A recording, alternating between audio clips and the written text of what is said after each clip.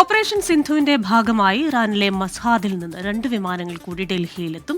ഒരു വിമാനം വൈകിട്ട് 4:30-ക്കും മറ്റൊരു വിമാനം രാത്രി 11:30-ക്കും ഡൽഹിയിലെത്തും. വിവരങ്ങളുമായി ഡൽഹിയിൽ നിന്ന് ചേരുന്നത് ആർ അച്യുതനാണ്. അച്യുതൻ, ഓപ്പറേഷൻ സിന്ധു തുടരുകയാണ്. ഈ വൈകിട്ടും രാത്രിയിലുമായി എത്തുന്ന വിമാനങ്ങളിൽ മലയാളികളുണ്ടോ?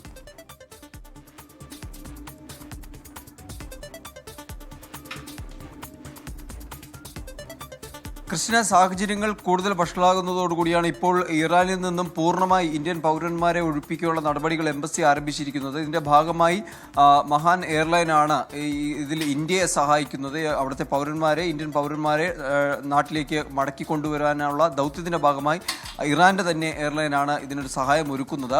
ഇന്ന് 4:30 മഷ്ഹദിൽ നിന്ന് ഒരു വിമാനം 4:30 എത്തുകയും മറ്റൊരു വിമാനം രാത്രി 11:30 ഡൽഹിയിൽ എത്തുമെന്നാണ് ലഭിച്ചിരിക്കുന്ന വിവരം. ഈ സംഘത്തിൽ മലയാളികളുണ്ട് എന്നൊരു വിവരമാണ് ലഭിക്കുന്നത്. പക്ഷേ എത്ര മലയാളികൾ എന്ന സംബന്ധിച്ച് ഒരു വ്യക്തത ഇതുവരെയും ഉണ്ടായിട്ടില്ല. നേരത്തെ ഇന്നലെ 4:30 വന്ന വിമാനത്തിൽ ഒരു മലയാളി, മലപ്പുറം സ്വദേശിനി ഉണ്ടായിരുന്നു. എന്നാൽ ഇന്ന് വരുന്ന വിമാനങ്ങളിൽ മലയാളികൾ ഉണ്ട് എന്ന് പറയുമ്പോഴും എത്ര പേർ എന്ന ഒരു കണക്ക് അത് നമുക്ക് ഇതുവരെയും ലഭ്യമായിട്ടില്ല.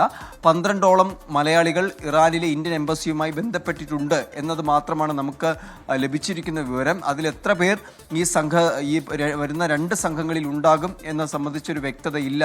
എന്തായാലും വരുന്ന മണിക്കൂറുകളിൽ കൂടുതൽ വിമാനങ്ങൾ ഡൽഹിയിലേക്ക് എത്തും എന്നാണ് മനസ്സിലാക്കാൻ കഴിയുന്നത്. ഒപ്പം തന്നെ ഇസ്രായേലിൽ നിന്ന് സുരക്ഷിതമായി ജോർദാനിലേക്ക് എത്തിച്ച ഇന്ത്യൻ പൗരന്മാരുമുണ്ട്. അവരുമായുള്ള വിമാനം, അവിടെയും റോയൽ ജോർദാനിയൻ എയർലൈൻസ് ആണ് ഇന്ത്യൻ പൗരന്മാരെ നാട്ടിലേക്ക് കൊണ്ടുവരാൻ ഇന്ത്യക്ക് സഹായം നൽകുന്നത്. അപ്പോൾ ആ വിമാനങ്ങളും വരുന്ന മണിക്കൂറുകളിൽ അമാൻ വഴി മുംബൈയിലേക്ക് എത്തും എന്നാണ് ലഭിച്ചിരിക്കുന്ന വിവരം. എന്തായാലും ഒഴിപ്പിക്കൽ നടപടികൾ 2 രാജ്യങ്ങളിലും ഇന്ത്യ നടത്തുന്നുണ്ട്.